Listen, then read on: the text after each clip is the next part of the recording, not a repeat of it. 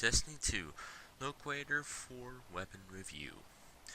Anyway, this auto rifle is from the last faction rally, but one thing is for sure, this auto rifle is kind of hard to get used to, mostly because it's in one of the smallest archetypes I've ever seen in Destiny 2, or Destiny 1 in fact.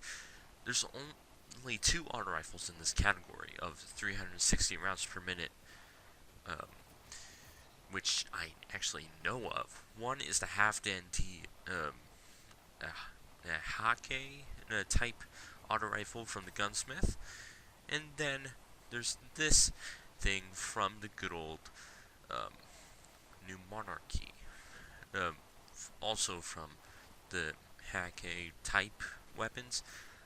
But one thing I will tell you that this thing is an auto rifle sniper rifle. I should say it has a lot of range, at least with the right combination of perks. And anyway, the perks on here: high impact frame, that's the 360 rounds per minute archetype thing. First sight, you got the GA post. I use these, they're not that great, even though they do give you handling. I actually prefer a long range scope on this thing. Like I said, this thing is basically an automatic sniper rifle. It doesn't get one hit kills, but it can shoot from miles. And you also have the SD thermal, which, if you're not a fan of the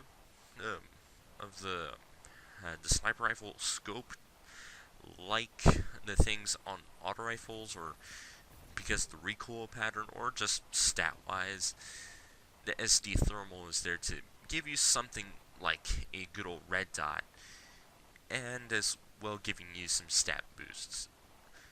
Then you have ricochet rounds, which are pretty good even for kinetic and energy weapons.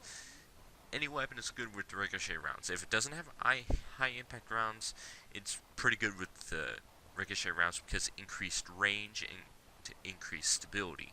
No downsides from it.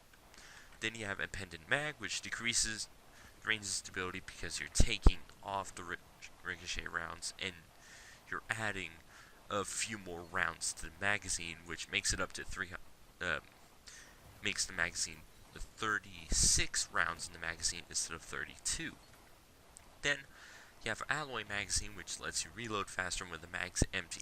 I'm a hunter, I don't really need to worry about that too much because either I run away real quick or I have that good old dodge. In this gameplay, I'm using the regular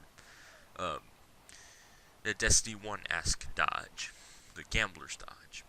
Anyway, then the trait, which is actually okay for this weapon. It's like just about any other weapon with this trait, it's not going to be all that great unless the stats are incredible.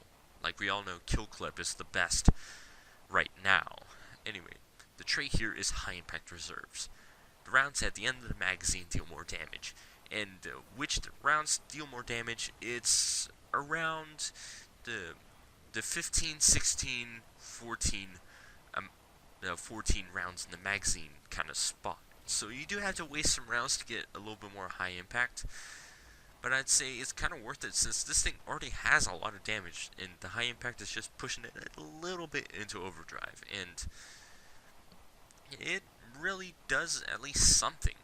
And that's pretty good for a perk that is basically useless on any other weapon, especially the high rate of fire weapons, which either everybody likes, aka like a 600 round, 900 round submachine gun, or one of the new hand cannons. But when it comes to high impact, nobody wants it because it takes so long to get rid of the ammunition as well. But this one has enough impact to actually make it count. Kind of reminds me of the Suros regime from Destiny 1, an exotic weapon if you don't know about it. Anyway, this thing was a prize weapon from the last faction rally. I had to get quite a lot of glimmer to actually get it because I went with Future Oracle instead of the new monarchy guys because, well, 90% of the time Future Oracle has had the best weapons, but Dead Orbit has some pretty good ones too. New Monarchy has some okay weapons, but this one is actually pretty good. Well, anyway, smack that like button, hit the sub, drop the comment, and I'll see you guys later for another video on the channel. I am